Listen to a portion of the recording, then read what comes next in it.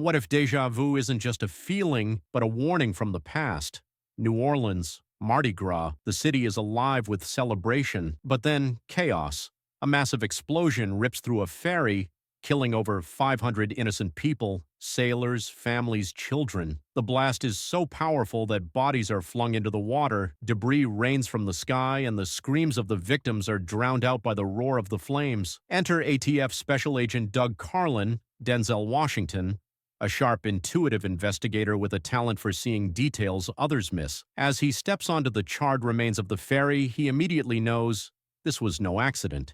This was an attack. While sifting through the wreckage, something strange catches his eye. Among the bodies recovered, one doesn't belong: Claire Kuchever, Paula Patton. Unlike the other victims, her body washed up before the explosion even happened. Doug inspects her. Her body is burned, yet it wasn't in the explosion. She has defensive wounds, as if she struggled against an attacker. And the most chilling detail? She called the ATF just hours before the bombing. Who was Claire?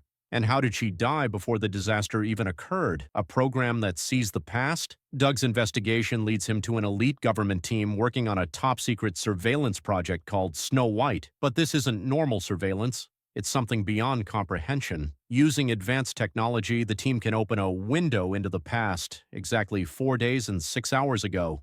No rewinds, no fast-forwards.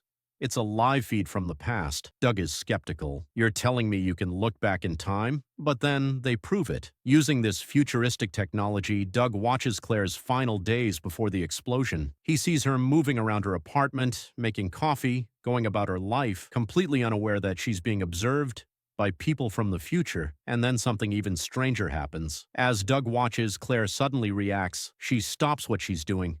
She looks around, almost as if she feels something. Doug is shaken. Can she sense us? The team insists it's impossible. She's in the past. She can't see you. But Doug isn't so sure. And then, a breakthrough. The surveillance finally captures the face of the bomber, Carol Erstott, Jim Caviezel, a radical domestic terrorist with a twisted ideology. He believes his attack is necessary, a way to make America stronger. Doug knows they can't just sit back and watch history unfold. If they can see the past, can they change it? The race against time. Doug convinces the team to take a dangerous step forward. Instead of just observing, they attempt to interact with the past, sending Claire a warning message. It fails, and worse, Erstott now knows someone is watching. Realizing time itself might be their enemy, Doug pushes for something insane. Send me back. At first, the team resists. The technology wasn't designed for human travel. It's too dangerous. There are no guarantees. But Doug doesn't care. Claire doesn't have to die. The bombing doesn't have to happen. He volunteers for a one-way trip back in time. The moment he arrives in the past, he's immediately injured. He barely survives. Time travel wasn't meant for humans. Dizzy, bleeding, and disoriented,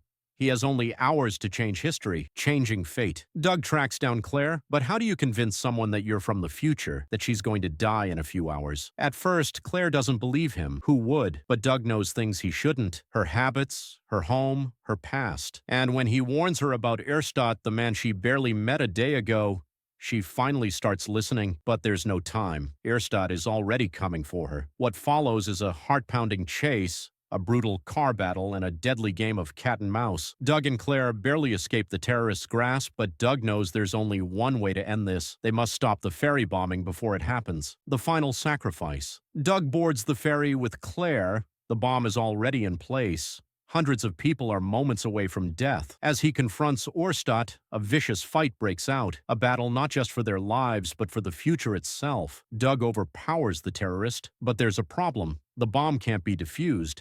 There's only one solution. Doug must drive the vehicle with the bomb into the water before it explodes. Claire begs him not to do it, but Doug knows this is the only way. With seconds left, he smiles at Claire and says, "You already know the answer." And then he drives into the river. The explosion is contained underwater. The ferry is saved.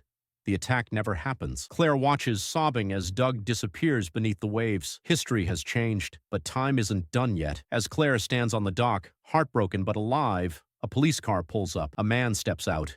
It's Doug Carlin. alive. But something's different. This Doug hasn't lived through any of this, because in this new timeline, the bombing never happened. The Doug who traveled back in time sacrificed himself to save everyone. Claire looks at him, eyes filled with confusion. Have we met before? Doug, unaware of everything that happened in the past timeline, simply smiles. Déjà vu. The big question, can time really change? Déjà vu isn't just a thriller. It's a mind-bending exploration of time, fate, and second chances. If we could see the past, should we try to change it, or is the past already set in stone?